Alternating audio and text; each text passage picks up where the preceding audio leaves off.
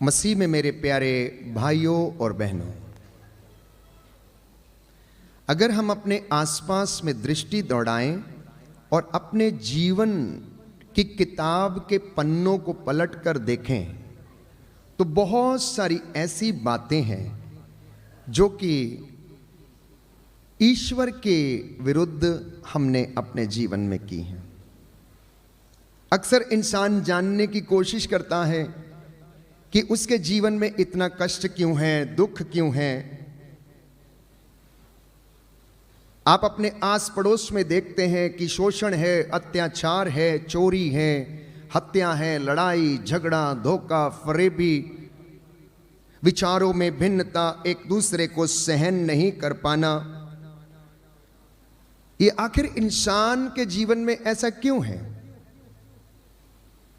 क्यों हम इंसान जिनको परमेश्वर ने इतना सुंदर बनाया, इतनी शिद्दत से बनाया और अपने लिए बनाया, अपने जैसा बनाया, क्यों इंसान ही इंसान का दुश्मन बना हुआ है?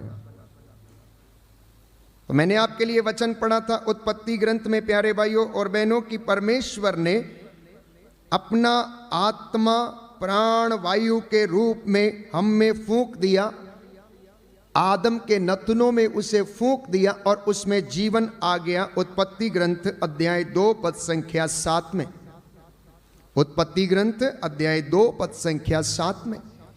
तो ईश्वर के प्राण, ईश्वर की आत्मा जो हमारा अंतर मन है, जो हम में निवास करता है, उसका जीव इंसान के अंदर डाला गया है, जिससे कि मुझे और आपको जीवन मिला। लेकिन जब परमेश्वर ने देखा कि इंसान का मन जो है बचपन से ही बुराई की ओर है,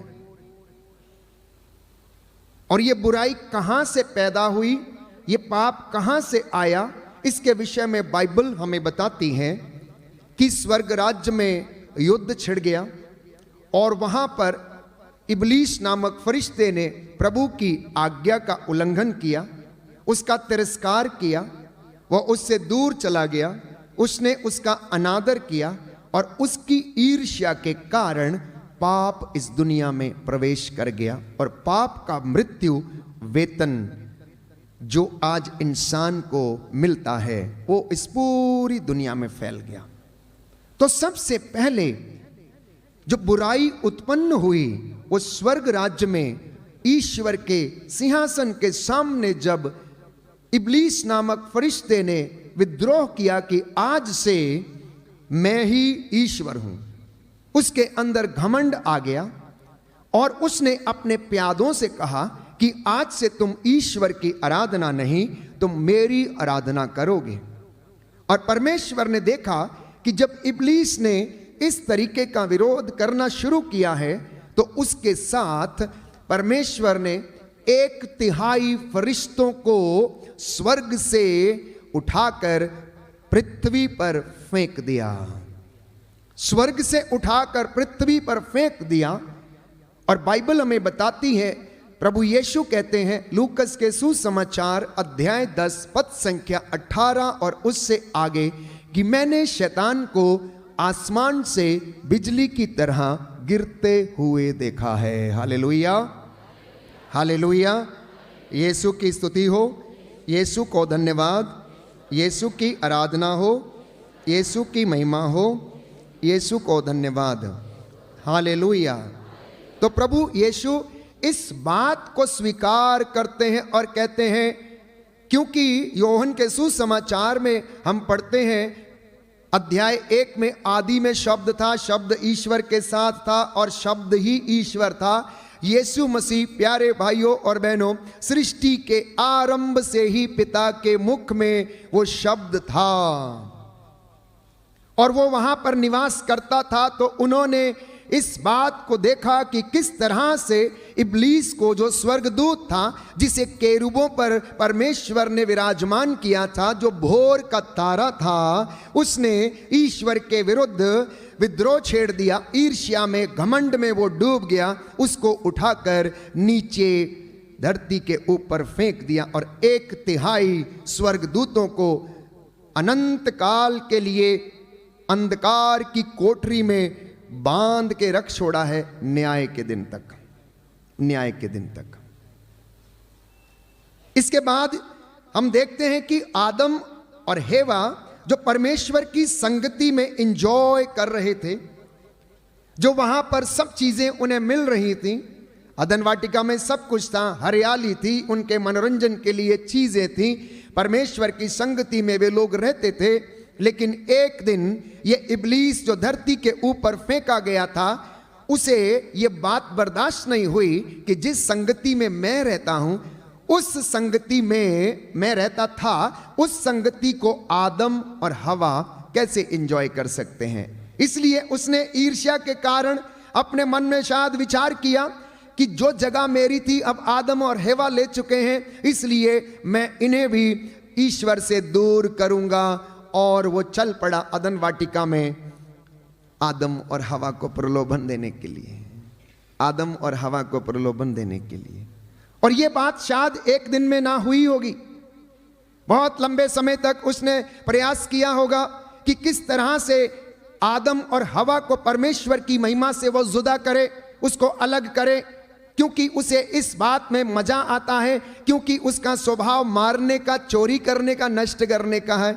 यूहन्ना का सुसमाचार अध्याय 10 पद संख्या 10 आप अच्छी तरह से जानते हैं कि यीशु मसीह ने शैतान को क्या संज्ञा दी है, उसका कैरेक्टर कैसा है, बताया है कि उसका जो स्वभाव है मारने का है, नष्ट करने का है, गाली देने का है, ईर्ष्या करने का है, चुराने का है, हत्या करने का है। अब वो चला अदन बाग में आदम और हवा को परमेश्वर से जुदा करने के लिए, कैसे प्रलोभन में डाला और बोला, ओ हेवा इधर आ, मेरी बात सुन, क्या सचमुच परमेश्वर ने तुझे इस बगीचे के फल खाने के लिए मना किया है? बोली नहीं नहीं, हम सब फल खा सकते, सब कुछ कर सकते हैं, लेकिन अदन बाग के बीच के जो वृक्ष है उसका फल हमें खाने के लिए मना किया है, अगर हम उसे खाएंगे तो मर जाएंगे।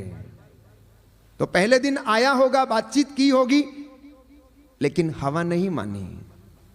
दूसरे दिन फिर आया, तीसरे दिन फिर आया, और एक दिन वह उसे कन्विंस करने में क्या हो गया, सफल हो गया। जैसा कि आज इंसान की जिंदगी में आपके घर में नवयुवक युवतियों को और बच्चों को वह प्रलोभन देता है।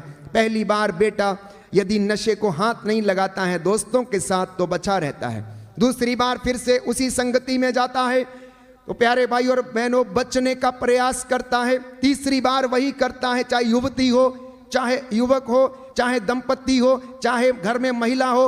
आप देखिए कि कोई व्यक्ति आपको आकर बताने की कोशिश करता है, हाथ की रेखाएं देखने की कोशिश करता है और आपको बताता है आपके घर में ऐसा है, आप अपना पैसा यहाँ पर लगाइए, आपका पैसा डबल हो जाएगा। आपको फोन करता है, आपको प्रलोभन देता है। 2 बार आप मना करते हैं, तीसरी बार मना करते हैं, चौथी बार भी कर लेते हैं, लेकिन 5वीं बार आप सोचने लगते हैं शायद कुछ हो जाए, ट्राई करके देख लेता हूं, और उसी ट्रायल में फंस जाते हैं। प्यारे भाई और बहनों, होता है या नहीं होता है? होता है या नहीं होता है? तो शैतान आज भी वैसा ही कर रहा है, सिर्फ टेक्निक बदल गया उसका। वो भी हाईटेक हो गया आपके जैसे, वो भी हाईटेक हो गया है आपके जैसे। मैंने कहा उन दिनों में उसने एक सेब का फल तोड़कर उसे दिखाया कि देखो कितना लुभावना है। आज 21वीं सदी में जब मोबाइल और इंटरनेट की क्रांति है तो उसने उसके ऊपर कब्जा करके आप लोगों को बहकाना, फुसलाना, प्रलोभन देना शुरू कर दिया। इसलिए बहुत सारे लोग इन बातों से बचे नहीं हैं, क्योंकि फ़ोन करते हैं, फादर जी प्रार्थना करिए, हमारा पैसा किसी ने लूट लिया, हमसे बोला कि आप इतना पैसा दे दो और इसका डबल अमाउंट आपको मिलेगा। फादर जी 15 लाख गायब हो गया, 10 लाख गायब हो गया, फादर मेरा 1 लाख गायब हो गया, मैं क्या करूं? रिपोर्ट किया, FIR किया, कुछ नहीं हुआ। अब आप प्रार्थना करिए। प्रलोभन, और इस चीज का वो इस्तेमाल करता है और आज इंसान को प्रलोभन में डालना चाहता है। और हवा आखिरकार एक दिन उसके चंगुल में फंस गई और उसने फल तोड़कर खाया और उसे अपने पति आदम को भी दिया। परमेश्वर घूमता हुआ आया और उसने आदम को आवाज लगाई, आदम आदम तुम कहाँ हो? और आदम कहने लगा मैं तेरी आवाज सुन के डर गया। बोला आवाज सुन के डर गया, ये कैसे? रोज मेरे साथ उठता बैठता, खाता पीता, एंजॉय करता है, मेरे हाथ में हाथ डाल के घूमता है, तुझे किसने बताया कि तू नंगा है? क्या तूने वो काम किया जिस काम को करने के लिए मैंने मना किया था? घर में बच्चा यदि प्लेट तोड़ दे या फिर जिसमें चीनी रखी हो बर्तन को नीचे गिरा दे तो सोफे के पीछे छुपता है, दूसरे कमरे में छिपता है, शाम तक मम्मी के सामने नहीं आता है। पापा से यदि खिलाफ कोई गलत काम करता है तो उनको फेस नहीं कर पाता है। ये बात आरंभ से आदम के जीवन से शुरू हो गई, ये बुराई। और आदम से परमेश्वर ने पूछा, किसने तुझे बताया कि तू नंगा है? क्या तूने उस फल को खाया? बोले नहीं नहीं नहीं नहीं नहीं, मैंने नहीं खाया। बच्चा बोलता मम्मी मैंने नहीं तोड़ा। नहीं नहीं नहीं, मारना नहीं, मारना नहीं, मैंने नहीं तोड़ा है, मैंने नहीं तोड़ा। आदम ने भी ऐसा ही कहा, आदम ने भी ऐसे कहा। बोला इस औरत को जिसे तूने मेरे साथ रहने के लिए दिया, इसने मुझे दिया और मैंने खा लिया। हाँ, प्रभु हेवा से पूछने लगता, हेवा ये तूने क्या किया? क्या तुझे मालूम नहीं था? तू मेरा स्वरूप पाना चाहती, तू मेरे जैसे दिखना चाहती है, तू मेरे जैसे काम करना चाहती है और तूने मेरी आज्ञा का उल्लंघन कर दिया। जो काम मैंने तुझे मना किया था तूने वही कर दिया। बोली नहीं नहीं नहीं नहीं नहीं प्रभु, मैंने ये काम नहीं किया। वो सांप मुझे आ गया और बहला फुसला के चला गया, उसने मुझे बहका दिया और मैंने खा लिया। आज भी इंसान की यही हकीकत है। तो ये बुराई कहां से पैदा हो गई? हमारे पूर्वजों से, आदम और हवा से। और उन्होंने ये बातें प्यारे भाइयों और बहनों अपनी संतति के अंदर भी आने दी और वो चली गईं। आदम के बच्चों ने, काइन और हाबिल ने, प्यारे भाइयों और बहनों, प्रभु को प्रसन्न करने की कोशिश की। और हाबिल जिसके पास बहुत जमींदार जायदाद नहीं थी, लेकिन वो पशुपालन करता था और उसने अपनी पशुपालन में से एक अच्छा मेमना लिया और प्रभु को उसने भेंट चढ़ाई, समर्पित किया। लेकिन काइन, प्यारे भाइयों और बहनों, बाइबल कहती है कि उसने अपनी संपत्ति में से थोड़ा सा भाग चुना और वो उसने प्रभु को चढ़ाया, वो उसने प्रभु को चढ़ाया। और जब प्रभु ने काइन के स्वार्थ को देखा तो उसका चढ़ावा स्वीकार करने से इनकार कर दिया। हालेलुया, हालेलुया, यीशु की स्तुति हो, यीशु को धन्यवाद, यीशु की आराधना हो, यीशु की महिमा हो, यीशु को धन्यवाद। तो काइन का चढ़ावा जब स्वीकार नहीं किया गया तो उसके अंदर और ईर्ष्या अपने भाई के प्रति उत्पन्न हो गई और मन ही मन वो कहने लगा कि परमेश्वर ने मेरे भाई हाबिल का चढ़ावा स्वीकार किया, मेरा नहीं किया, इसलिए उसने अपने भाई से झगड़ा किया और जाकर उसकी हत्या कर दी, जाकर उसकी हत्या कर दी। शुरू कहां से हुआ? स्वर्ग से, इब्लीस के द्वारा ईर्ष्या के कारण आदम और हवा को बहलाया फुसलाया गया। उन्होंने क्या किया? दोषारोपण किया, उन्होंने अपनी गलती को स्वीकार नहीं किया और यही बात उनके बच्चों की जिंदगी में भी घर कर गई। और बाइबल हमें बताती है, प्रज्ञा ग्रंथ अध्याय 2 पद संख्या 24, book of wisdom chapter 2 verse 24, Bible हमें बताती है प्यारे भाइयों और बहनों कि ईर्ष्या शैतान की ईर्ष्या के कारण मृत्यु इस संसार में आ गई। शैतान की ईर्ष्या के कारण मृत्यु इस संसार में आ गई और वह सर्वत्र फैल गई। और संत पौलुस कहता है इस मृत्यु का, जो पाप का जो वेतन है वो मृत्यु है। हालेलुया, हालेलुया, हालेलुया, यीशु की स्तुति हो, यीशु को धन्यवाद, यीशु की आराधना हो, यीशु की महिमा हो, यीशु को धन्यवाद। मैं वचन संख्या 23 से पढ़ूंगा, जिनके पास बाइबल है वो खोल लें। प्रज्ञा ग्रंथ अध्याय 2 पद संख्या 23। ईश्वर ने मनुष्य को अमर बनाया, उसने उसे अपना ही प्रतिरूप बनाया। शैतान की ईर्ष्या के कारण ही मृत्यु संसार में आई और जो लोग शैतान का साथ देते हैं वे अवश्य ही मृत्यु का शिकार हो जाते हैं। दाहिना हाथ उठाकर सब लोग इस वचन को मेरे पीछे दोहराएं और याद करें। हालेलुया। प्रभु का वचन कहता है, प्रज्ञा ग्रंथ अध्याय 2 पद संख्या 23, ईश्वर ने मनुष्य को अमर बनाया, उसने उसे अपना ही प्रतिरूप बनाया। शैतान की ईर्ष्या के कारण मृत्यु संसार में आई। जो लोग शैतान का साथ देते हैं वे अवश्य ही मृत्यु का शिकार हो जाते हैं। Hallelujah, hallelujah.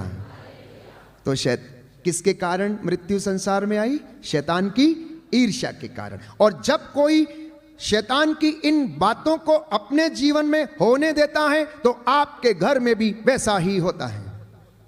अगर आप अपने भाई बहन बच्चों से ईर्ष्या करते हैं तो आप में जीवन नहीं है, आप मृत्यु में निवास करते हैं।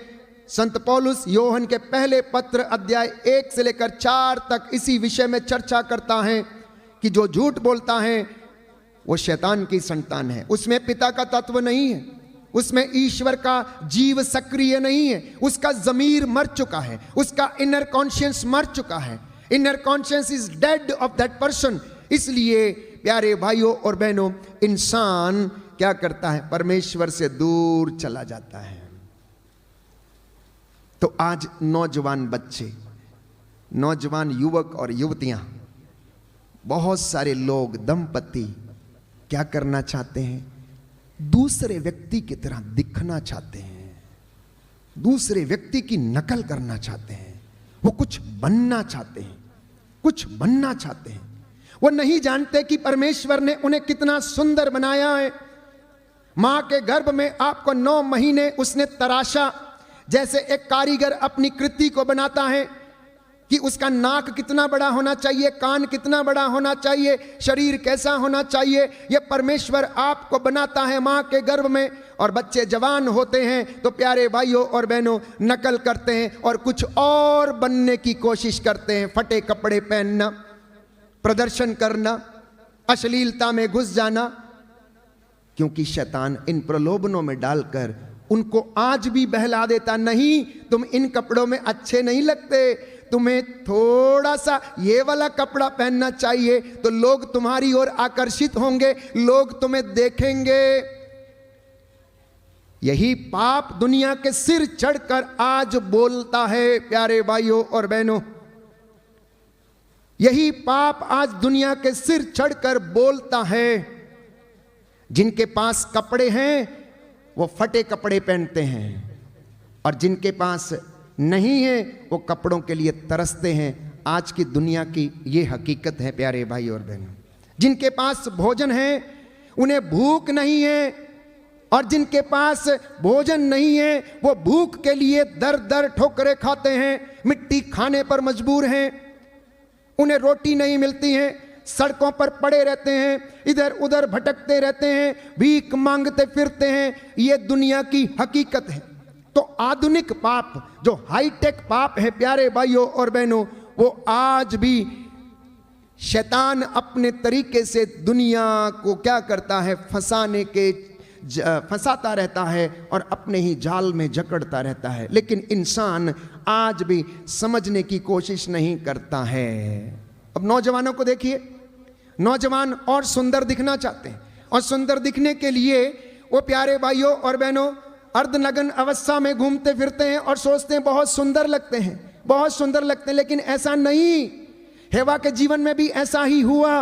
वो इतनी सुंदर थी, उसको इतना सुंदर बनाया था, परमेश्वर के जैसे दिखती थी, लेकिन उसने कुछ अलग दिखने के कारण पाप कर डाला, प्रलोभन में पड़ गई, अपने ही जाल में फंस गई। अपने ही जाल उसने अपने लिए तैयार किया और उससे बाहर नहीं निकल पाई। लेकिन उसका खामियाजा उसे भुगतना पड़ा कि वो परमेश्वर की निगाहों में प्यारे भाइयों और बहनों उसे एक आशीर्वाद मिला कि मैं तेरे प्रसव की पीड़ा के दिनों को बढ़ाऊंगा, क्योंकि तूने ऐसा किया है प्यारे भाइयों और बहनों। और बाइबल हमें बताती है, wisdom, book of wisdom chapter 1 verse 16, प्रज्ञा ग्रंथ अध्याय 1 पद संख्या 16, दुष्टों ने अपने कर्मों और वचनों से अधोलोक को निमंत्रण दिया, वे उसे मित्र समझकर उसकी लालसा करते रहे, उन्होंने उसके साथ संधि कर ली, इसलिए वे उसके शिकार बनने के योग्य हैं।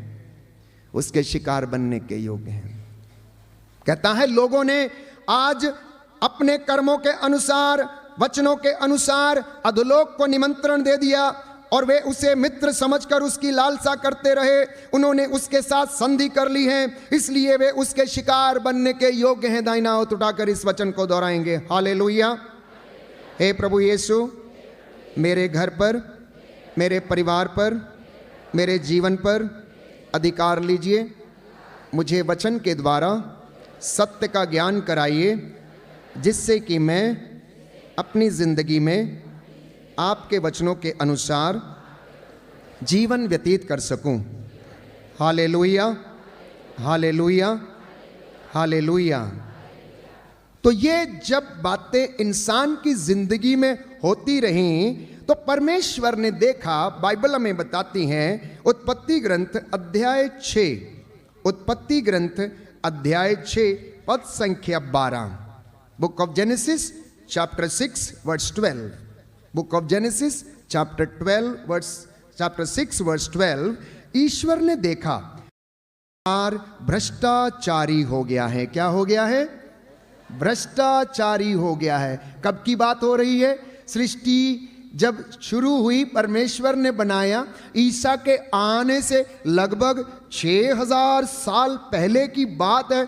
जब ये सब कुछ हुआ, सृष्टि के आरंभ से ही परमेश्वर ने देखा कि अब आदम से जो संतति उत्पन्न हुई और उसके आगे बच्चे होने लगे, उनके भाई बहन होने लगे, तो वो कुकृत्य करने लगे, कुमार्ग पर चलने लगे। सोदोम और गोमोरा में रहकर वे पुरुषगामी हो गए, स्त्रीगामी हो गए और उन्होंने पशुओं के साथ रमण किया और क्या बन गए? भ्रष्टाचारी हो गए। ये शब्द इस्तेमाल किया गया है बाइबल में, भ्रष्टाचारी। कब? सृष्टि जब शुरू हुई तब से लिखा है कि परमेश्वर ने देखा कि संसार भ्रष्टाचारी हो गया है, क्योंकि सब शरीरधारी कुमार्ग पर चलने लगे थे। तो ईश्वर ने नूह से कहा, मैंने सब शरीरधारियों का विनाश करने का संकल्प किया, क्योंकि उनके द्वारा संसार हिंसा से भर गया है। देखो, मैं पृथ्वी के साथ उनका भी विनाश करूंगा। मैं पृथ्वी के साथ, परमेश्वर कहता है, उनका भी विनाश करूंगा। और वचन संख्या 3 यदि आप पढ़ेंगे, उत्पत्ति ग्रंथ अध्याय 6 वचन संख्या 3, इसलिए प्रभु ने कहा, मेरा आत्मा मनुष्य में सदा बना नहीं रहेगा, क्योंकि वह मरणशील है। अब उसका जीवन काल 120 बरस का होगा। तो बाइबल के अनुसार ईश्वर के द्वारा निर्धारित आयु इंसान की कितनी है? 120 बरस। क्योंकि प्रभु ने कहा कि मेरा आत्मा सदा के लिए उसमें निवास नहीं करेगा। क्यों? क्योंकि इंसान जो है वो मरणशील है। इंसान क्या है? मरणशील है। तो इसलिए उसने निर्धारित किया। लेकिन अगले वचनों में यदि आप पढ़ेंगे, प्रभु का वचन हमें बताता है कि अगर स्वास्थ्य अच्छा है तो 60 बरस, और स्वास्थ्य खराब है तो 60 बरस, और यदि स्वास्थ्य अच्छा है तो 80 बरस क्या करेगा? इंसान जिएगा। तो बाकी के साल, मैं हमेशा बोलता हूं कि प्रभु की इच्छा के अनुसार आपकी धार्मिकता का पुरस्कार है, वो आपको बोनस लाइफ है। यदि कोई 120 बरस तक जीता है, 80 साल के बाद यदि कोई जीवन अच्छे से जीता है, खा पी सकता है, इंजॉय करता है, भक्त बन के रहता है, उसके बाल सफेद हो गए हैं और वो प्रज्ञ व्यक्ति हैं और प्रभु के प्रति सदाचारी हैं, तो वो उस बोनस लाइफ का एंजॉय करता है। जैसे कि आप अपनी नौकरी समाप्त करने के बाद बहुत सारे बेनिफिट्स आपको मिलते हैं, पेंशन मिलती है, ग्रेचुटी मिलती है, बोनस मिलते हैं, वैसे ही आध्यात्मिक जीवन में भी परमेश्वर ऐसा ही करता है। Hallelujah, hallelujah, hallelujah. यीशु की स्तुति हो, यीशु को धन्यवाद, यीशु की आराधना हो, यीशु की महिमा हो, यीशु को धन्यवाद। तो उसके बाद अब परमेश्वर के मन में विचार आया कि मैं मनुष्य को अपने पास कैसे लेकर आऊं। क्योंकि उसने बड़ी शिद्दत से उसे बनाया था, उसे बड़े प्यार से बनाया था। एक माँ जो बच्चे को प्रसव करती है, चाहे वो कैसा भी हो, उसे वो अलग नहीं कर सकती, वो उसे प्यार करती है। उसी तरह से आप और मैं जो परमेश्वर की कृति हैं, उसने हमें अपने हाथों पर बनाया, हाथ के उसने हमें हमारे नाम अपने हाथ पर लिखे, हथेली पर लिखे। वो परमेश्वर अब आपको और मुझे क्या करने के लिए, वापस बुलाने के लिए तरसता रहता है। उत्पत्ति ग्रंथ अध्याय 2 में हमने पढ़ा कि आदम के नथनों में परमेश्वर ने प्राण वायु फूंक दिया और उसका जो जीव था हम में सक्रिय हो गया और हम जीवन जीने लगे, हम में जीवन आ गया। इसलिए नई व्यवस्थान में हम पढ़ते हैं कि परमेश्वर अब उस जीव को जिसका उसने समावेश हमारी जिंदगी में शरीर में किया है, उसके लिए वापस चाहता है। इसलिए वो आपको और मुझे पवित्रता के लिए आमंत्रित करता है, क्योंकि प्रकाशना ग्रंथ अध्याय 21 में हम पढ़ते हैं, कोई भी अपवित्र वस्तु ईश्वर के राज्य में प्रवेश नहीं करेगी। शराबी, पुरुषगामी, ओझे, व्यभिचारी और इस प्रकार के अनेक प्रकार के पाप करने वाले लोग ईश्वर के राज्य के अधिकारी नहीं होंगे, क्योंकि ईश्वर उस आत्मा को बहुत ज़्यादा पवित्रता में जब वो रहती हैं तभी वो उसे ग्रहण करता है। और संत पौलुस कहता है, कोई भी व्यक्ति पवित्रता के अभाव में, विश्वास के अभाव में ईश्वर के दर्शन नहीं कर सकता है। Hallelujah, hallelujah, hallelujah. यीशु की स्तुति हो, यीशु को धन्यवाद, यीशु की आराधना हो, यीशु की महिमा हो, यीशु को धन्यवाद। तो इंसान, मैंने कहा, अशांत रहता है। क्यों अशांत रहता है? उसके जीवन में ईर्ष्या है, अहंकार है, हत्या है, घमंड है, भ्रष्टाचारी है, फरेबी है, धोखा है, जो कि हमने अभी तक सृष्टि से लेकर नूह के समय तक देखा। उसके बाद थोड़ा सा मनन चिंतन करते हैं, अपने जीवन के ऊपर हम थोड़ा मनन चिंतन करके देखें कि हमारा जीवन कैसा है। हमारी जिंदगी में पारिवारिक समस्याएं हैं, हमारी जिंदगी में आर्थिक तंगियां हैं, हमारी जिंदगी में आपसी रिश्तों में मनमुटाव है, हमारी जिंदगी में व्यक्ति जीवन में बहुत सारी अपेक्षा करता है लेकिन पूरी नहीं होती हैं, इसलिए वो निराश हो जाता है। और इंसान इन तमाम चीज़ों के साथ जीता है, इन तमाम परिस्थितियों में वो जीता है, खुशियां बटोरने की कोशिश करता लेकिन मिलती नहीं है। कुल मिला के देखा जाए तो इंसान पाप भी कर रहा है, पुण्य भी कर रहा है। कर रहा है नहीं कर रहा है? कर रहा है नहीं कर रहा है? बोलिए हाँ या ना।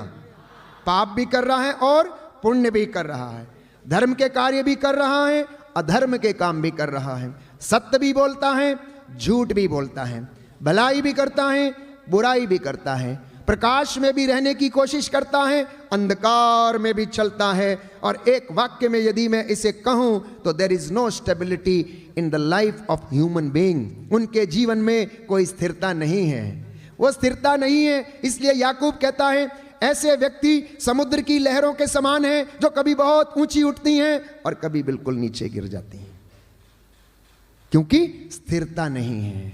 और जब किसी इंसान की जिंदगी में स्थिरता ना हो, स्टेबिलिटी ना हो, तो वह बेचैन रहता है, उसे मालूम नहीं लगता कि क्या करना चाहिए। और ऐसा क्यों होता है? क्योंकि इंसान के जीवन में बहुत सारा अधर्म है। यदि आप वचन खोलेंगे यशायाह नबी का ग्रंथ अध्याय 59, book of Isaiah chapter 59 verse 1, book of Isaiah chapter 59 verse 1। क्यों आज इंसान इतना कष्ट में है और दुख में है? लिखा है book of Isaiah chapter 59 verse 1 onwards, प्रभु का हाथ बचाने में समर्थ है, उसका कान बहरा नहीं है, वह सुन सकता है, किंतु तुम्हारे अधर्म ने तुमको ईश्वर से दूर किया। किसने दूर किया? जोर से बोला करें, किसने दूर किया? आगे लिखा, तुम्हारे पापों ने ईश्वर को तुमसे विमुख कर दिया। Because of your iniquities you have fallen short of the glory of the God. तुम अपने पापों के कारण ईश्वर से विमुख हो गए हो। इसलिए वो तुम्हारी नहीं सुनता। अब भक्त आता है, भक्ति करता है, प्रभु को प्रसन्न करने की कोशिश करता है, बाद में शिकायत करता, ईश्वर ने मेरी प्रार्थना नहीं सुनी। फादर जी बताइए क्या कारण है, क्यों हमारी प्रार्थना नहीं सुनी? हमारा तो भाग्य ही फूटा है, हमारे साथ तो ऐसा ही होता है। अब परमेश्वर भी रूठ गया है। प्रभु कहता है तेरे कुकर्मों के कारण, तेरे पापों के कारण वो तुम्हारी प्रार्थना को नहीं सुनता, क्योंकि तुम्हारे हाथ रक्त से रंगे हुए हैं, तुम्हारी उंगलियां कुकर्म से दूषित हैं, तुम्हारे होंठ झूठ बोलते हैं, तुम्हारी जीभ बुराई की बातें करती है। एक भी व्यक्ति सच्चा अभियोग नहीं लगाता या ईमानदारी से मुकदमा लड़ता है। वे खोखले तर्क प्रस्तुत करते और झूठ बोलते हैं। वे अन्याय का गर्भ धारण करते और अपराध को जन्म देते हैं। वे अन्याय का गर्भ धारण करते, मतलब अपने दाम्पत्य जीवन को छोड़कर अन्य रिश्तों के कारण वो अन्याय का गर्भ धारण करते हैं। और प्यारे भाइयों और बहनों, बाइबल कहती है वे अपराध को जन्म देते हैं। वे सांप के अंडे सेते हैं, मकड़ी के जाले बुनते। सांप के अंडे जो खाता है वो मर जाता है, और जब अंडा फूटता है तो उसमें से सांप का बच्चा निकलता है।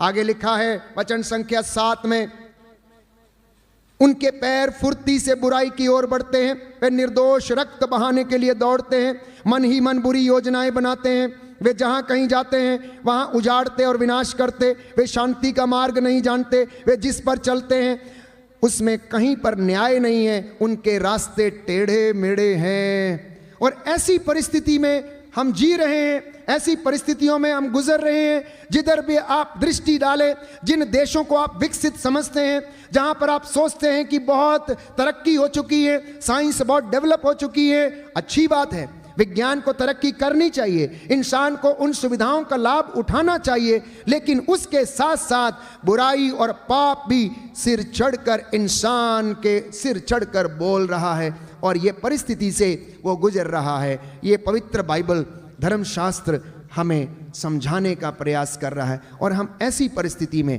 जीवन यापन कर रहे हैं।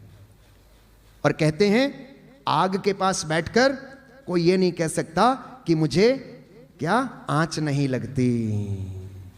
आग के पास बैठकर कोई व्यक्ति ये नहीं कह सकता कि मुझे गर्माहट नहीं हो रही या मुझे आंच नहीं आ रही, या पानी में खड़े होकर कोई व्यक्ति ये नहीं कह सकता कि मेरे पैर गीले नहीं हो रहे हैं। जिस परिस्थिति में आप रहते हैं वो परिस्थिति आपको प्रभावित करेगी और करती है। वो परिस्थिति आपको प्रभावित करेगी और आप उससे अछूते नहीं रहेंगे। कभी ना कभी वो प्रलोभन आपकी जिंदगी में आएगा ही। इसी के लिए हम तमाम साधनाओं का आयोजन करते हैं। कलीसिया में ऐसे तमाम मन परिवर्तन के लिए आध्यात्मिक साधनाओं का आयोजन किया जाता कि इंसान इन वचनों को सुने और परमेश्वर की ओर लौटे। तो परमेश्वर आपको और मुझे अपने लिए चाहता है, उसने अपने लिए बनाया है, लेकिन इंसान उससे दूर चला जाता। किसके कारण? अपने ही पापों और गुनाहों के कारण। और ऐसा ही हुआ, और परमेश्वर ने उनको सुधारने के लिए बार बार नबियों को भेजा। मूसा के द्वारा उनका नेतृत्व करना चाहा।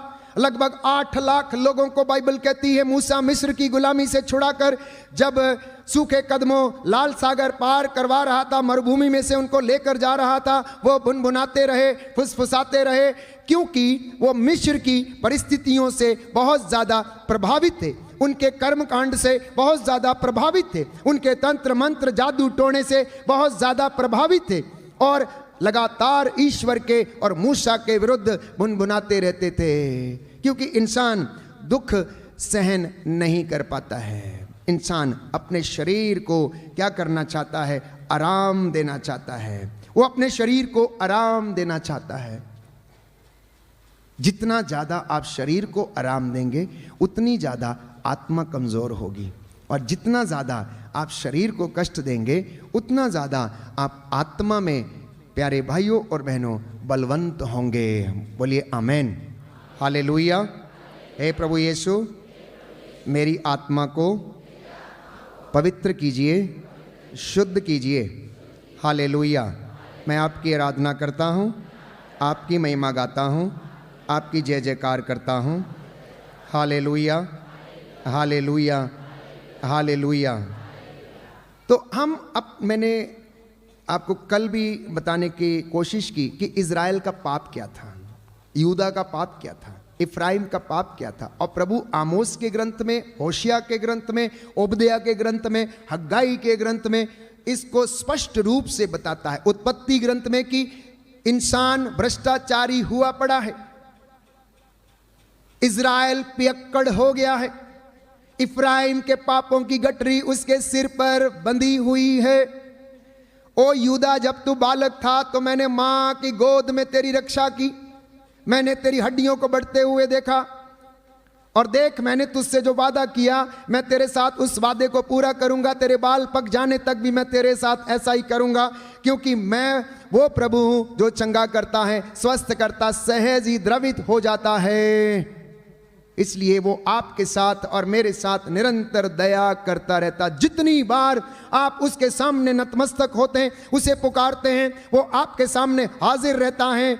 और जैसे एक माँ और बाप अपने बच्चों का इंतजार करते रहते हैं, ईश्वर भी आप लोगों का, इस दुनिया के लोगों का इंतजार करता रहता। इसलिए यीशु ने कहा, यदि कोई व्यक्ति प्रायश्चित करता है धरती के ऊपर तो स्वर्ग राज्य में उस दिन आनंद मनाया जाता है, क्योंकि ईश्वर का एक बेटा बेटी जो भटक गए थे वो फिर से लौट कर आ गए हैं और परमेश्वर की प्रिय संतान बन गए हैं। बोलिए आमीन, हालेलुया, हालेलुया। यीशु की स्तुति हो, यीशु को धन्यवाद। तो पाप इतना भयानक है, इसके दांत प्यारे भाइयों और बहनों सिंह के दांतों के समान है। और बाइबल कहती है कि हर एक पाप जो है वो कैसा है, दुधारी तलवार के जैसा है। कैसा है? दुधारी तलवार के जैसा। और इसका इलाज नहीं है, इसका इलाज नहीं है। इसलिए प्यारे भाइयों और बहनों, हमें अपने जीवन में ईश्वर के वचन को ग्रहण करना और उसके ऊपर मन लगाना, उसके अनुसार जिंदगी जिएंगे तो हम इन तमाम बुराइयों से बचते रहेंगे और परमेश्वर हमारे जीवन में आशीष प्रदान करेगा। बोलिए आमीन, हालेलुया, हालेलुया। थिस्सलुनीकियों का पहला पत्र अध्याय 5 पद संख्या 16 खोलेंगे हम। जिनके पास बाइबल है खोलें, जिनके पास बाइबल है खोलें। First letter to the Thessalonians chapter 5 verse 16 onwards, verse 16 onwards हम पढ़ेंगे प्यारे भाइयों और बहनों। कि बाइबल हमें बताती है कि आप लोग हर समय प्रसन्न रहें, निरंतर प्रार्थना करते रहें, सब बातों के लिए ईश्वर को धन्यवाद दें, क्योंकि ईसा मसीह के अनुसार आप लोगों के विषय में ईश्वर की यही इच्छा है। आप आत्मा की प्रेरणा का दमन नहीं करें। 15 में वचन संख्या 15, आप इस बात का ध्यान रखें कि कोई भी बुराई के बदले बुराई ना करे। आप सदैव एक दूसरे की और सब मनुष्यों की भलाई का प्रयत्न करें। ये आज का संदेश है। जब परमेश्वर 40 की इस अवधि में आप लोगों को पवित्रता की ओर लेकर जाना चाह रहा है और आपको और मुझे पवित्रताई में लेकर चलना चाहता, तो कहता इस बात का आप लोग ध्यान रखें कि आप बुराई के बदले बुराई न करें। आप सदैव एक दूसरे की और सब मनुष्यों की भलाई करने का प्रयत्न करें। बोलिए आमीन। दाहिना हाथ उठाकर वचन दोहराएंगे। प्रभु का वचन कहता है, आप इस बात का ध्यान रखें कि कोई भी बुराई के बदले बुराई नहीं करे। आप सदैव एक दूसरे की ओर सब मनुष्यों की भलाई करने का प्रयत्न करें। आप लोग हर समय प्रसन्न रहें, निरंतर प्रार्थना करते रहें, सब बातों के लिए ईश्वर को धन्यवाद दें, क्योंकि ईसा मसीह के अनुसार आप लोगों के विषय में ईश्वर की यही इच्छा है। हालेलुया। आत्मा की प्रेरणा का दमन ना करें। Hallelujah, hallelujah. तो याद रखिए, अगर कोई इंसान बुराई में जीता है, पाप में जीता है, तो वह खुश नहीं रह सकता है। पहली बात, अगर पाप में पड़ जाता है व्यक्ति, तो वो खुश नहीं रह सकता है। दूसरी बात, उसके मन में शांति नहीं होती है। तीसरी बात, वो प्रार्थना नहीं कर सकता, उसके अंदर उसका अपराध बोध उसे खाए जाता है। तीसरी बात, वो ईश्वर से दूर चला जाता है। चौथी बात, आत्मा की प्रेरणा का वो दमन करने लगता है। पांचवी बात, उसके अंदर से पवित्रता चली जाती है, और पवित्रता चली जाती है तो अभिषेक भी चला जाता है। छठवीं बात, अपना ही अपराध बोध अर्थात गिल्ट फीलिंग उसे खाए जाती है और नष्ट करती रहती है। सातवीं बात, ईश्वर के अनुग्रह से वो वंचित रहता है। आठवीं बात, उसका अभिषेक चला जाता है। नौवीं बात, ईश्वर की इच्छा के अनुसार वो जीवन नहीं बिता पाता है। Hallelujah, hallelujah. और प्रवक्ता ग्रंथ अध्याय 27 पद संख्या 30, book of Sirach chapter 27 verse 30, book of Sirach chapter 27 verse 30, जो बुराई करता है उसे उसी से हानि होती है, यद्यपि वह नहीं जानता कि वो कहां से आई है। अब ये मत कहिएगा मेरे पड़ोसी ने ऐसा किया, ये मत कहिए मेरी भाई ने या बहन ने ऐसा किया। बाइबल ये कह रही है, जो बुराई करता है उस बुराई से उसी को हानि होती है, यद्यपि वह नहीं जानता कि वो कहां से आती है। Hallelujah, hallelujah.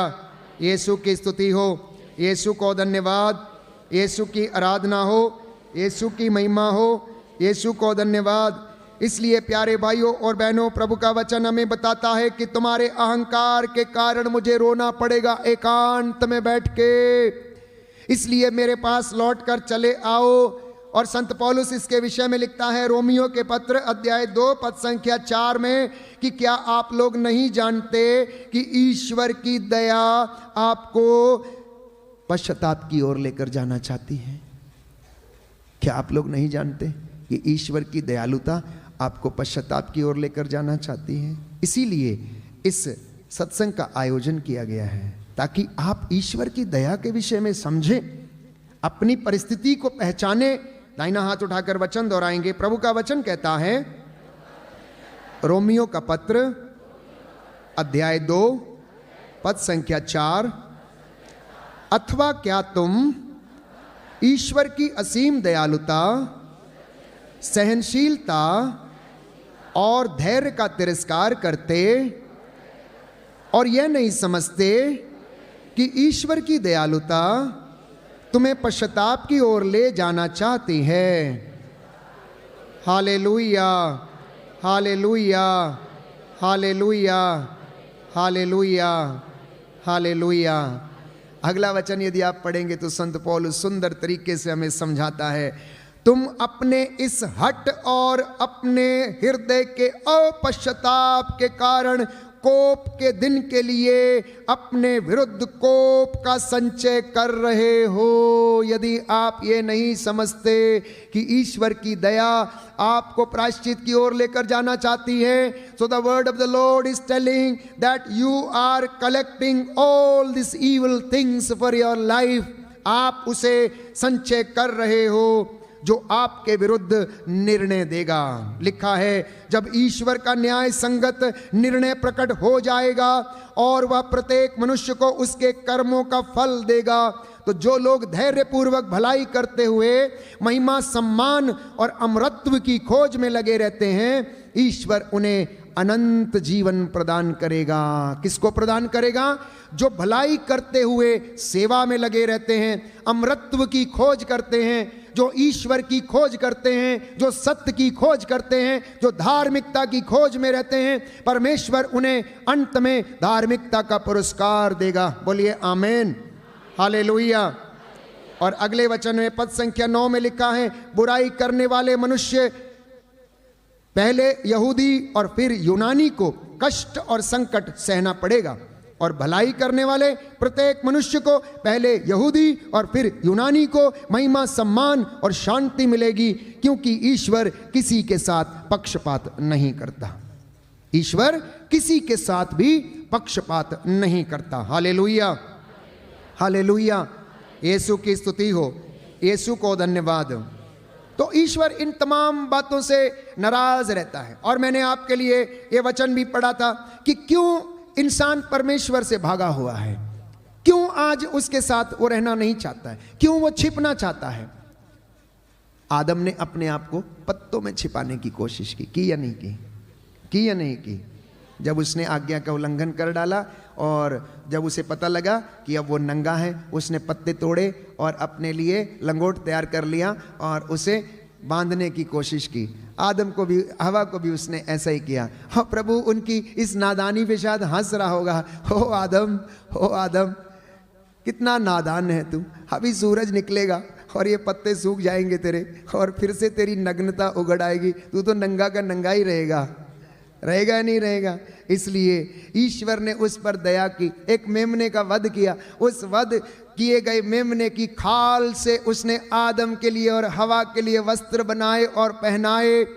वो वध किया गया पहला मेमना, जिसके विषय में उत्पत्ति ग्रंथ में हम पढ़ते हैं, ईसा मसीह का प्रतीक है प्यारे भाइयों और बहनों, जिसने हमारी आत्मा को, हमारे शरीर को, हम इंसानों को क्या किया, पवित्रता के वस्त्र पहनाए, शैतान की गुलामी से छुड़ाए। उसके लहू के द्वारा हम चंगे हो गए और उसने प्रायश्चित करके प्यारे भाइयों और बहनों क्रूस पर रक्त बहाकर उन वस्त्रों को पहनाया जो अब पवित्र हैं। इसलिए बाइबल कहती है, अब तुम पवित्र वस्त्रों को पहनकर परमेश्वर की हुजूरी में आओ और उसकी इबादत करो, प्रायश्चित करो, क्योंकि उसी में तुम्हारा कल्याण है। ना जाने वो परमेश्वर जो सहज ही द्रवित हो जाता है, तुम पर भी द्रवित हो जाए और तुम पर दया कर दे और तुम्हें जीवन प्रदान कर दे। Hallelujah, hallelujah. हे प्रभु यीशु, मुझे क्षमा कीजिए मेरी नादानियों के लिए, मेरी गलतियों के लिए, मेरी कमज़ोरियों के लिए। हालेलुया। तो आज भी इंसान की ज़िंदगी में कुछ नया नहीं है, जो पुराना है वही थोड़ा तरीका अलग हो गया उसको करने का। जो कुछ सोदोम और गोमोरा में हो रहा था, संत पौलुस वही हमें समझाता है। रोमियो के पत्र अध्याय 1 पद संख्या 22 से हम पढ़ेंगे कि क्यों इंसान के जीवन में अशांति है, कष्ट है, दुख है, रोग है, बीमारी है। बाइबल कहती है, तुम में से कुछ लोग अपने कुकर्मों के कारण बीमार हैं, प्रभु की इच्छा के कारण नहीं। लिखा है, वे अपने को बुद्धिमान समझते हैं किंतु वे मूर्ख बन गए हैं। उन्होंने अनश्वर ईश्वर की महिमा के बदले नश्वर मनुष्य, पक्षियों, पशुओं तथा सर्पों की अनुकृतियों की शरण ली। इसलिए ईश्वर ने उन्हें उनकी घृणित वासनाओं का शिकार होने दिया और वे एक दूसरे के शरीर को अपवित्र करते हैं। वे एक दूसरे के शरीर को अपवित्र करते हैं। उन्होंने ईश्वर के सत्य के स्थान पर झूठ को अपनाया और सृष्ट वस्तुओं की उपासना की, आराधना की, किंतु उस सृष्टिकर्ता की नहीं जो युग युगों तक धन्य है, उसकी आराधना नहीं की, उसकी उपासना नहीं की। अगले वचन में लिखा, यही कारण है कि ईश्वर ने उन्हें उनकी घृणित वासनाओं का शिकार होने दिया। उनकी स्त्रियां प्राकृतिक संसर्ग छोड़कर अप्राकृतिक संसर्ग करने लगी। इसी प्रकार उनके पुरुष भी स्त्रियों का प्राकृतिक संसर्ग छोड़कर एक दूसरे के लिए वासना से जलने लगे। पुरुष पुरुषों के साथ व्यभिचार करते और इस प्रकार वे अपने भ्रष्टाचार का उचित फल अपने शरीर में भोग रहे हैं। और ये परमेश्वर आज याद दिलाने के लिए आया है। यही बातें उसने यशायाह नबी के द्वारा याद दिलाई, यही बातें उसने एलिया के द्वारा, यही बातें आमोस, हग्गाई, ओबद्याह, मलाकी के द्वारा लोगों को याद दिलाई। ओ प्रभु के लोगों, ओ प्रभु की उपासना करने वाले लोगों, अब तुम मेरे पास लौटो और मैं तुम पर दया करूंगा, क्योंकि मैं सहज ही द्रवित हो जाता हूं और मैं तुम पर दोष नहीं लगाऊंगा। प्यारे भाइयों और बहनों, इसलिए यशायाह नबी का ग्रंथ book of Isaiah chapter 1 verse 18, book of Isaiah chapter 1 verse 18, यह सुंदर वचन है। हम पढ़ेंगे कि प्रभु का आह्वान है किस चीज के लिए? प्रायश्चित के लिए। और प्रभु ये कहता है book of Isaiah chapter 1 verse 18, आओ हम एक साथ विचार करें। क्या कहता है? आओ हम एक साथ विचार करें। और वो आपके साथ विचार कर रहा है, क्योंकि आज वो अपने दास के द्वारा ये वचन सुना रहा है और आपके साथ विचार कर रहा है। और यदि कोई सुनकर उसकी ओर आएगा तो लिखा है, तुम्हारे पाप सिंदूर की तरह लाल क्यों ना हो, वे हिम की तरह उज्जवल हो जाएंगे। वे किरमिच की तरह मटमैले क्यों ना हो, वे ऊन की तरह श्वेत हो जाएंगे। वे ऊन की तरह श्वेत हो जाएंगे। अध्याय 2 पद संख्या 11। अहंकारियों को नीचा दिखाया जाएगा, घमंडियों का घमंड चूर चूर कर दिया जाएगा। उस दिन प्रभु ही महिमान्वित होगा। ये आह्वान प्यारे भाइयों और बहनों, प्रभु अपनी कलीसिया के नुमाइंदों के द्वारा इस वचन के माध्यम से हम लोगों को आमंत्रित करता है। हालेलुया। तो पाप का रूप बड़ा भयानक है। ये प्यारे भाइयों और बहनों जीवन को नष्ट कर देता है। और मैं आपसे आज के इस पवित्र दिवस में ये कहना चाहता हूं कि मसीही जीवन एक चुनौती है। Christian life is a challenge. इस वचन का अनुसरण करना ये एक चुनौती है।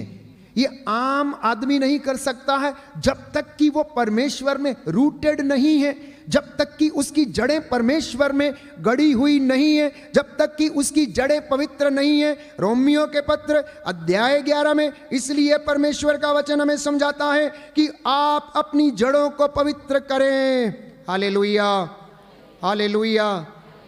अध्याय 11 पद संख्या 16, रोमियो का पत्र, book of Romans, letter to the Romans chapter 11 verse 16। यदि गुंधे हुए आटे का पहला पेड़ा पवित्र है तो सारा गुंधा हुआ आटा पवित्र है, और यदि जड़ पवित्र है तो डालियां भी पवित्र हैं। यदि कुछ डालियां तोड़कर अलग कर दी गई हैं और आप जो जंगली जैतून हैं उनकी जगह पर कलम लगाए गए हैं, ताकि आप लोग उसमें कलम जो लगा दी गई है अब उसमें से फल उत्पन्न करें। देखिए परमेश्वर की योजना, उसकी योजना देखिए कि आप लोग कहते हैं जो जंगली जैतून हो गए हो, जिनकी दाखबारियां कड़वे फल उत्पन्न कर रही हैं, अब वो काट दी गई हैं और काट के उस असली जड़ में जो दाखलता है कलम कर दिए गए हैं। जिन्होंने मसीह को धारण किया, जिन्होंने वचन को अपनाया, वो कलम कर दिए गए हैं, ताकि आप ईश्वर की पवित्रता में ईसा मसीह के अनुसार उसकी महिमा के भागी बन जाएं। बोलिए आमीन।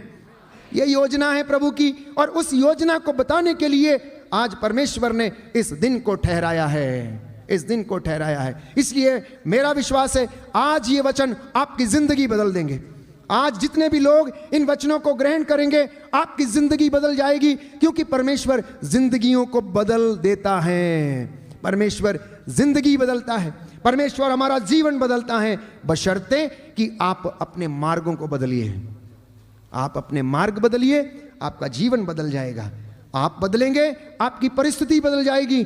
आप पवित्रता में रहेंगे, आपके बच्चे भी पवित्रता में फल उत्पन्न करेंगे। तब मम्मी और पापा ये नहीं कहेंगे कि मेरे बच्चे आज्ञा पालन नहीं करते, मेरे बच्चे मेरी बात नहीं सुनते। प्यारे भाइयों और बहनों, सावधान रहें। क्रोध और ईर्ष्या मन को खा जाते हैं। किसको खा जाते हैं? क्रोध और ईर्ष्या मन को खा जाते हैं। ना जाने जिंदगी में कितनी बार आपने क्रोध किया, ईर्ष्या की, और बाइबल कहती है ईर्ष्या से कौन बच सकता है। Book of Proverbs chapter 14 verse 20।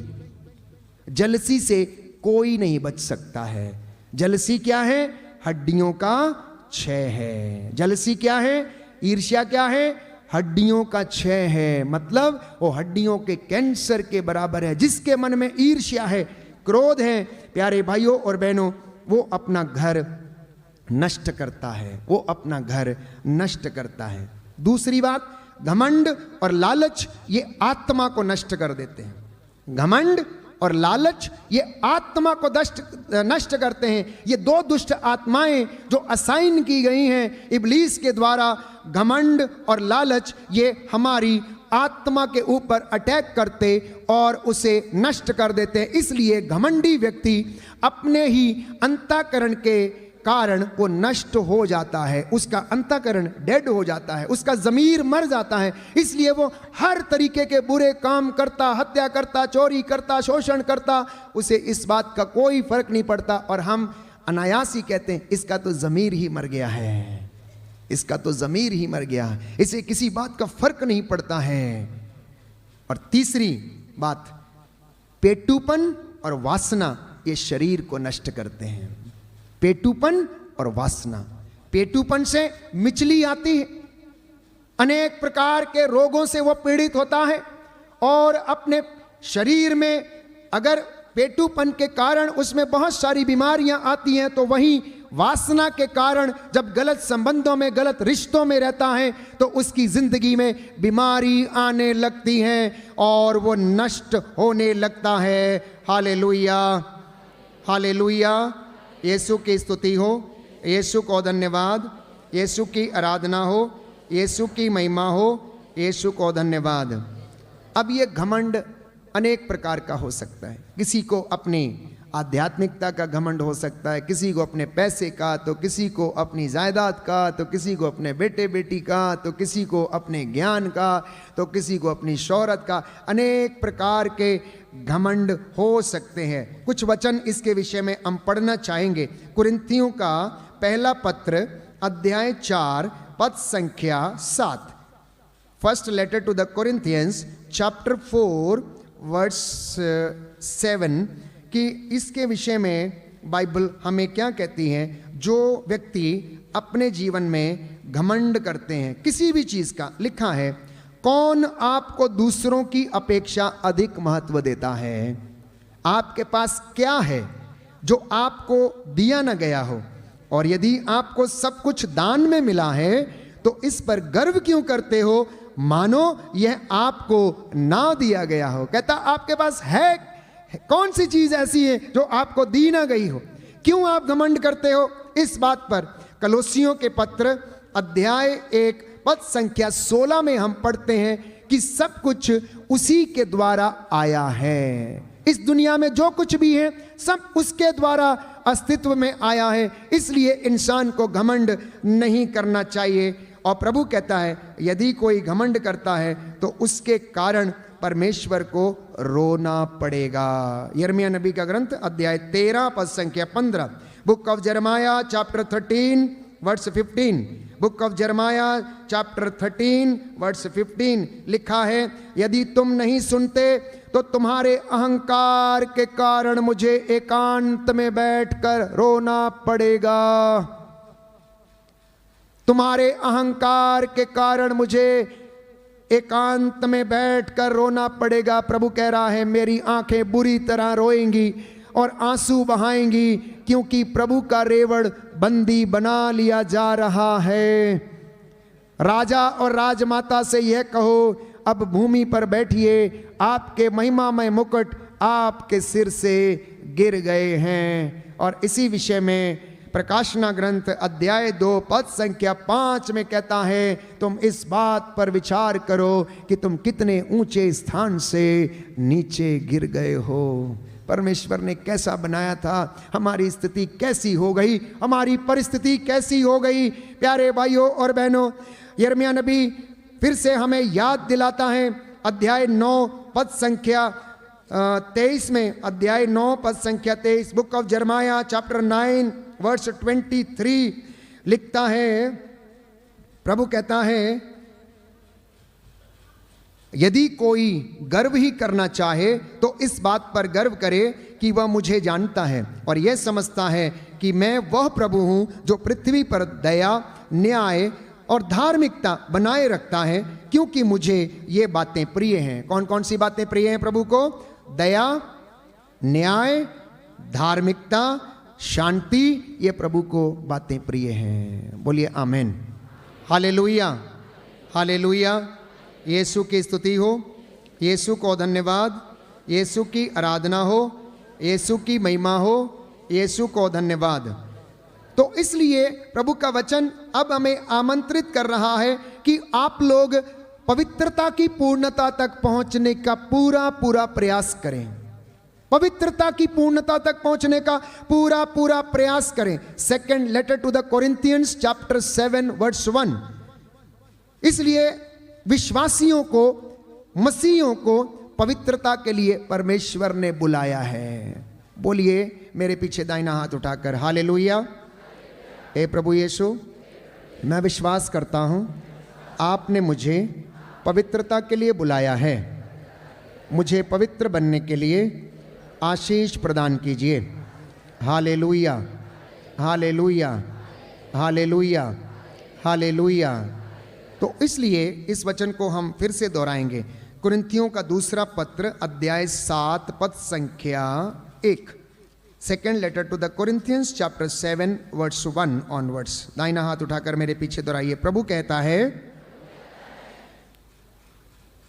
प्रिय भाइयों, हमें इस प्रकार की प्रतिज्ञाएं मिली हैं, इसलिए हम शरीर और मन के हर प्रकार के दूषण से अपने को शुद्ध करें और ईश्वर पर श्रद्धा रखते हुए पवित्रता की परिपूर्णता तक पहुंचने का प्रयत्न करते रहें। Hallelujah, hallelujah. तो पवित्र बनने के लिए तैयार हैं, प्रायश्चित करने के लिए तैयार हैं। आज बहुत बड़े काम प्रभु आपकी जिंदगी में करने वाला है प्यारे भाई और बहनों। पेतरुस ने एक दिन में हृदय को फाड़ने वाले वचनों को सुनाया और संध्या समय 3000 लोगों ने प्रभु के नाम का बपतिस्मा ग्रहण किया, अर्थात उन्होंने अपने हृदयों और मन का खतना किया। उन्होंने अपने हृदयों और मन का खतना किया। कहने का तात्पर्य यह है कि उन्होंने अपने पुराने जिंदगी को छोड़ा और उन्होंने ईश्वर के रास्तों को अपनाया और पवित्रता में जीवन जीने लगे। उन्होंने विश्वास किया और परमेश्वर ने उन्हें प्यारे भाइयों और बहनों उनकी जिंदगी में आशीषें और बरकतें प्रदान किया। इसलिए आज के बाद प्रभु चाहता है कि आप लोग उन बातों को बोलें जो लोगों का निर्माण करती हैं। अगर आप वचन पढ़ेंगे यिर्मयाह नबी का ग्रंथ अध्याय 15 पद संख्या 19 अध्याय 15 पद संख्या 19 कि यदि तुम अपने शब्द वापस लोगे तो मैं तुम्हें स्वीकार करूंगा। प्रभु क्या कह रहा है? यदि तुम अपने शब्द वापस लोगे तो मैं तुम्हें स्वीकार करूंगा और तुम फिर से मेरी सेवा करोगे। कई लोग कहते हैं, फादर जी मुझे प्रभु ने आशीष दिया था, मैं भविष्यवाणी करने लगा था, मुझे विजन मिलने लगे थे, लेकिन अब वो नहीं मिलते हैं। मैं क्या करूं? मैं कैसे करूं? मुझे क्या करना चाहिए? तो प्रभु का वचन क्या कह रहा है? उन लोगों के लिए यह वचन है, तुम अपने शब्द वापस लो और तुम फिर मेरी सेवा करोगे।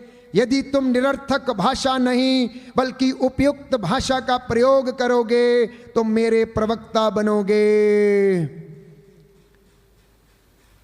यदि तुम निरर्थक भाषा का नहीं परंतु उचित भाषा का प्रयोग करोगे, उपयुक्त भाषा का प्रयोग करोगे, तब तुम मेरे प्रवक्ता बनोगे। ये लोग फिर तुम्हारे पास आएंगे और तुम्हें इनके पास नहीं जाना पड़ेगा। वो लोग जिन्हें विजन मिलते थे अब नहीं मिलते, जो प्रार्थना कर सकते थे घंटों अब नहीं कर पाते, जो उपवास रखते थे घंटों अब नहीं रख सकते। ये वचन प्यारे भाइयों और बहनों प्रभु का हमें वचन याद दिलाता है कि तुम्हारे अपने ही शब्दों ने तुम्हारा नाश कर दिया, इसलिए तुम उस निरर्थक भाषा को वापस लो और मैं तुम्हें अपना प्रवक्ता बनाऊंगा। बोलिए आमेन, हालेलुया।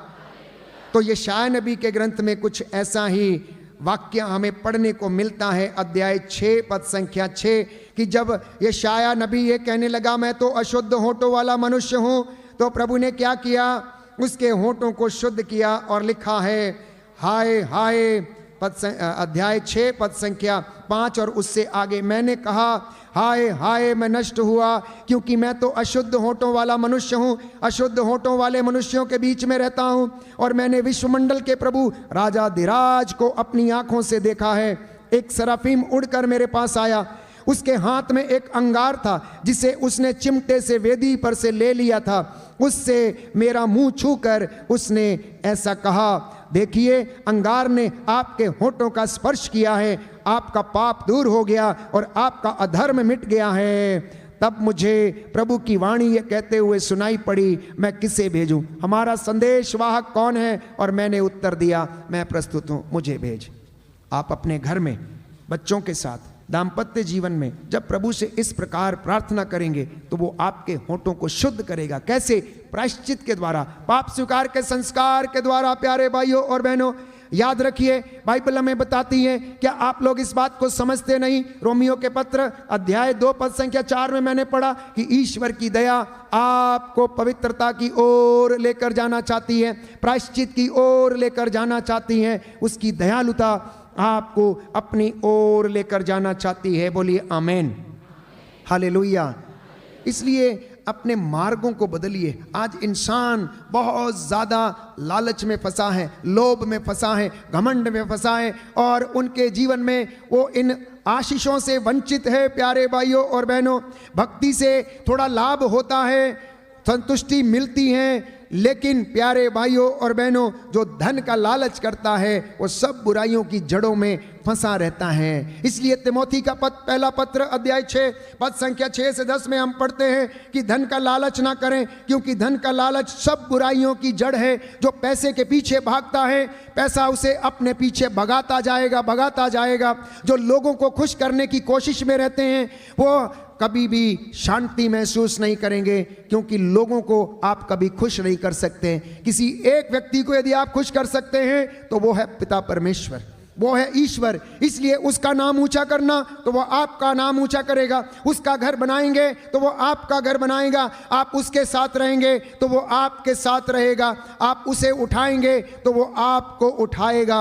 इसलिए कुछ वचन मैं दोहराना चाहता हूँ। इंसान की जिंदगी में जो दुख कष्ट के जो कारण हैं वो बाइबल हमें बताती हैं। सुक्ति ग्रंथ अध्याय 28 पद संख्या 20 में जो जल्दी धनी बनना चाहता है उसे दंड दिया जाता है। इसलिए मैंने कहा कुछ लोग जो डबलिंग द मनी के चक्कर में रहते हैं कि बिना परिश्रम किए पैसा मिल जाए, उन्हें दंड मिलता है। ये मेरे वचन नहीं, बाइबल के वचन है। सुक्ति ग्रंथ अध्याय 28 पद संख्या 20, बुक ऑफ प्रोवर्ब्स चैप्टर 28। तो जान लीजिए, जो मुझे सुन रहे हैं इस वक्त, प्रभु का वचन है, जो धनी जल्दी बनना चाहता है उसे दंड दिया जाएगा।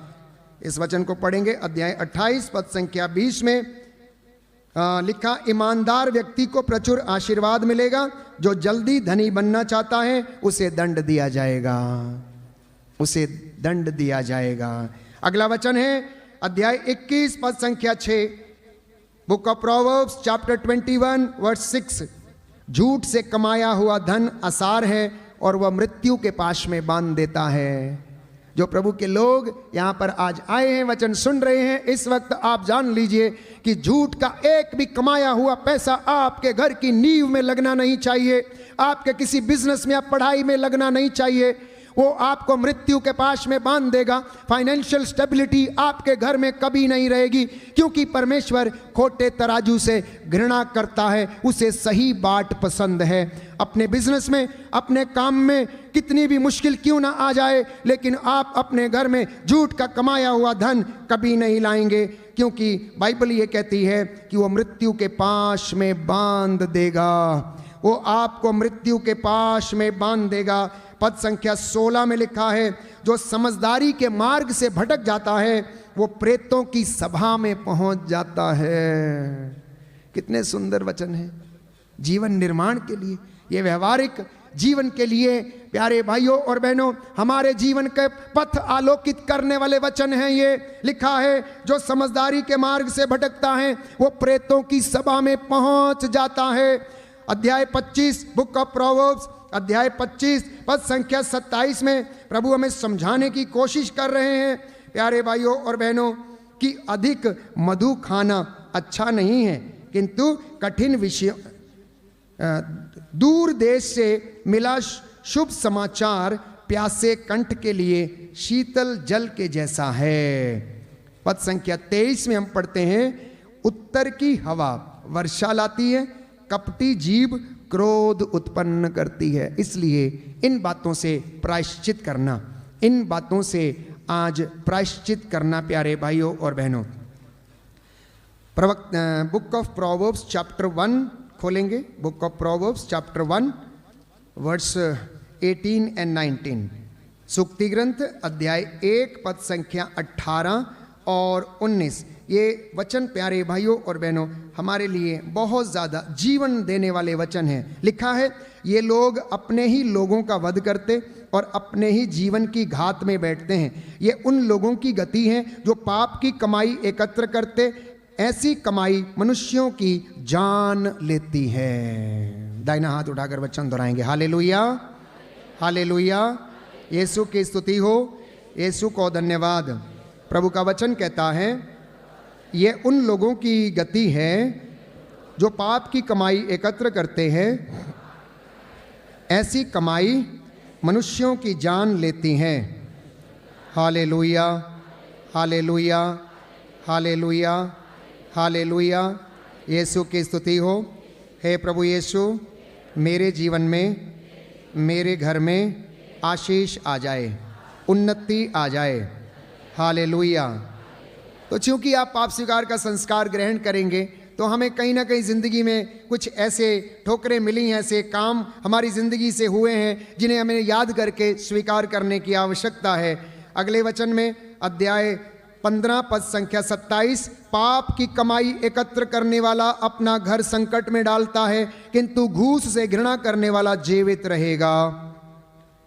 अध्याय 16 पद संख्या 5, book of Proverbs chapter 16 verse 5, प्रभु को घमंडी से घृणा है, उसे अंत में निश्चय ही दंड मिलेगा। प्रभु को घमंडी से घृणा है, उसे अंत में निश्चय ही दंड मिलेगा। भक्ति और निष्ठा से पाप का प्रायश्चित होता है, इसलिए प्रभु पर श्रद्धा के द्वारा मनुष्य बुराई से दूर रहता है। तो बुराई से दूर रहने का एकमात्र उपाय क्या है? ईश्वर पर श्रद्धा, उसके वचन पर भरोसा, उसके वचन को अपनाना और उसके अनुसार जीवन बिताना। प्यारे भाइयों और बहनों, और प्रभु हमें क्षमा करता है और अपनी ओर हमें एकत्र करता, अपनी ओर हमें आकर्षित करता और लेकर आता है। सुक्ति ग्रंथ बुक ऑफ प्रोवर्ब्स नीति वचन चैप्टर 17 वर्स 13, जो भलाई का बदला बुराई से चुकाता है उसके घर में विपत्ति कभी नहीं हटेगी। आप चाहते हैं कि कष्ट से दूर हो जाए, विपत्ति चली जाए, तो याद कीजिए उन परिस्थितियों को, उन बातों को जब आपने भलाई का बदला बुराई से चुकाया, अपने भाई या बहन का नाश किया, पड़ोसी का सर्वनाश किया, आपने उसे मारा पीटा। कहता है इन घरों से विपत्ति कभी नहीं हटेगी। ये मेरे शब्द नहीं, ये ईश्वर के शब्द हैं जो इस पवित्र शास्त्र में लिखे गए हैं। पवित्र आत्मा की प्रेरणा से जिन घरों से विपत्तियां नहीं जाती हैं, प्रभु का वचन ये कहता है जो भलाई का बदला बुराई से चुकाता उसके घर से विपत्ति कभी नहीं हटेगी। जो पापी को निर्दोष और धर्मी को दोषी ठहराता है, दोनों से प्रभु घृणा करता है। दोनों से प्रभु क्या करता है? घृणा करता है। मूर्ख पुत्र से पिता को दुख होता है और वह अपनी माता को कष्ट पहुंचाता है।